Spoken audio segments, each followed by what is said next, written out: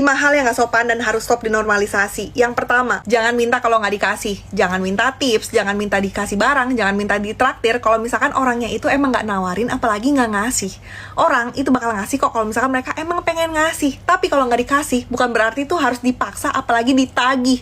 Orang malah jadinya bakal ilfil, terus gak bakal pakai jasa kamu lagi, bakal ngehindarin kamu, ngejauhin kamu gitu. Kedua, jangan sembarangan komentarin fisik orang. Ih, kamu gendutan ya, ih, kamu kurusan ya, ih, kamu kok hitam sih sekarang, ih, kamu kok sekarang jerawatannya makin banyak ya. Gak usah, gak perlu ya. Karena gak semua perubahan fisik itu tuh perlu dijadiin topik pembicaraan. Lagian juga masih banyak banget topik pembicaraan yang jauh lebih berkualitas dan lebih berbobot dibandingkan ngomongin perubahan fisik. Ketiga, jangan asal ngatur hidup orang. Lu tuh harusnya kayak gini, lu tuh harusnya kayak gitu, gak usah. Karena setiap orang itu udah punya cara hidup dan keputusannya masing-masing. Dan semakin bertambah dewasanya seseorang, itu bakal makin sadar betul sama apa yang mereka lakukan dan mereka perbuat.